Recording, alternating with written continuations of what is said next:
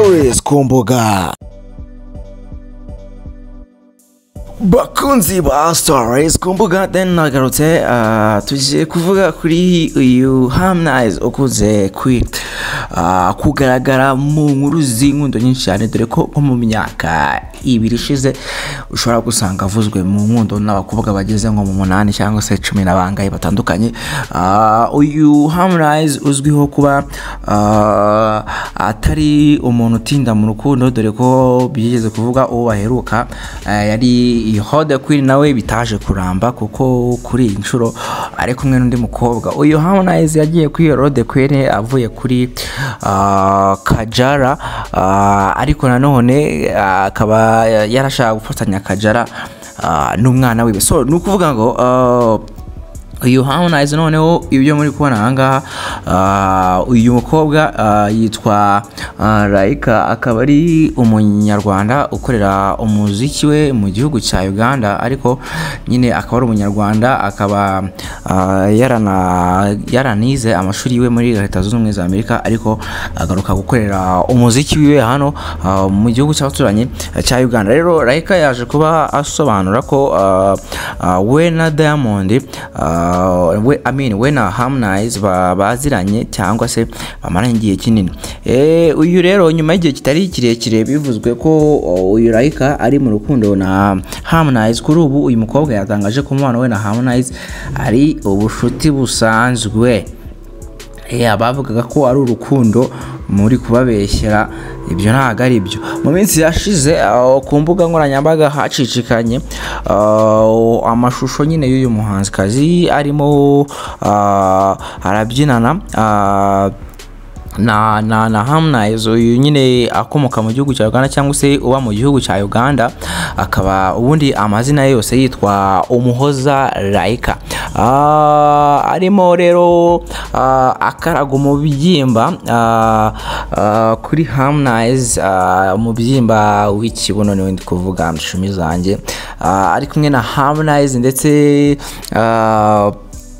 bafatana amashusho bitangira guhihizwa ko ashobora kuba bakundana, uretse kuba bari bafitanye n'umushinga w'indirimbo, ariko abantu bari bagavuganisha hari mu rukundo. Harmonize turamuzi ku bakobwa ntago ajya areba ibihumiye, amaso yakanuye, ni mudahusha mbese. So Laika rero yavuze ko yamenyanye na Harmonize kera, ariko bakaba batari bagahura amaso ku yandi cyangwa se ibyo bita visa. Mu kwezi rero kwa Nzeri nibwo bahuye, bafata amashusho bishimanye,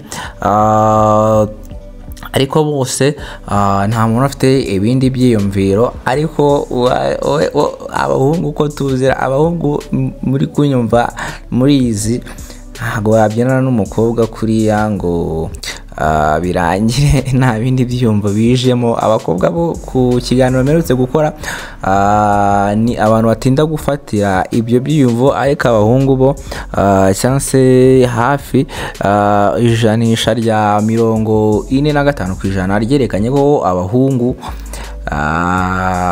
ibyiyumviro byabo bimeze nko kuzimya itara cyangwa se kuryatsa. So rero Laika yakomeje avuga ko nta muntu wari ufite ibyiyumviro hagati y'ubundi, kuko byarakazi kandi nta bindi byazamo hagati yabo, kuko ari inshuti, ni inshuti hagati yabo. Nta numwe ushobora guhingutsa ibyo byiyumviro, kuko ni inshuti kandi bari bahuriye kuri business. Ubwo yari mu kiganiro na Bukede TV, ubwo ni televiziyo ya hariya mu gihugu cya Uganda irazwi.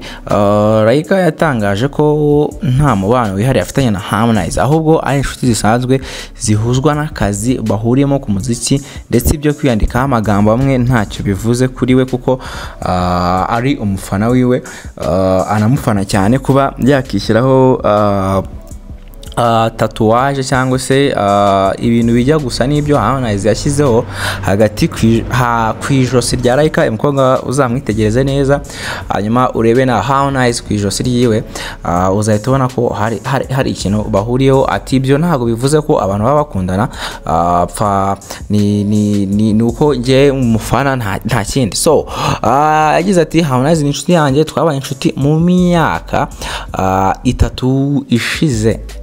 2023 turi ubwo nukuvuga ko bamenyanye 2020.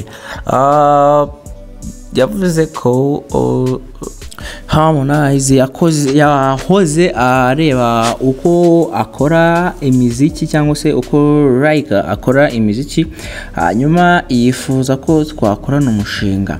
Biriya bya video n'ibindi byose byari business nk'izindi zose, kuko byari gushutinga, kandi gushutinga hazamo ibintu nka biriya, ariko nta kindi kintu cyari gihari. Laika akomeza agira ati guhuza tatu nibyo muvuga gukundana se?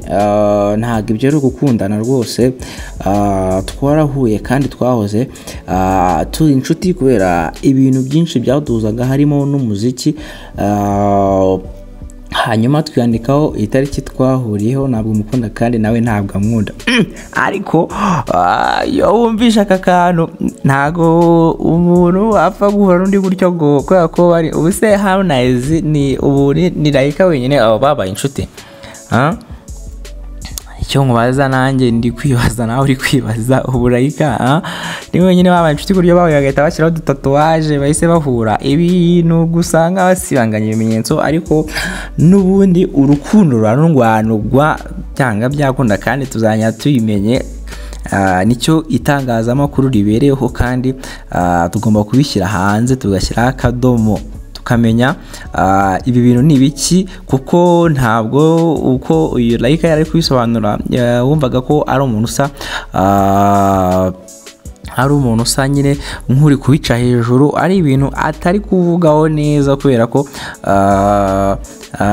nyine ubundi urukundo akenshi rwagiye mu itangazamakuru ntabwo rugenda neza ngo nirumera neza, ibintu nk'ibyo ngibyo. Gusa nsubiyemo kano kantu, yavuze guhuza tatu nibyo mvuga gukundana. ubuse ashaka abantu barajijisha. Rero uru rukundo rwa Laika ndetse na Harmonize rwari rwateje uruntu mu bantu hirya no hino, dore ko Harmonize yari amaze igihe gitoya ahaye impano ya Range Rover umukobwa witwa Yolo Thequen kubwo kuba yaramwihebeye, ariko se ubu aka kanya ariko reka nkubwire amafaranga ni ikintu cyiza. Ukundana n'ubushatse mu gihe ni wowe ugena igihe urukundo rugomba kumara, ni wowe ugena igihe. Mwifurije nawe kuzagera amafaranga urimo uranyumva, ko amafaranga ni ikintu cyiza cyane rwose, kigena uko nyine upanga ibintu byawe. Rero uyu Laika uru rukundo rwabo nyine natwe tuzakomeza turugera amajanja kugira ngo atazagira ikintu na kimwe batubeshya, kandi byaratangiye tubyirebera n'amaso yacu. So this is the Blah is in stories ku mbuga, mukomeze mukore reaction, subscribe, tujye tubana ku ma story menshi abagiye atandukanye, abagiye acaracara hano ku mbuga zacu. Hasta la vista.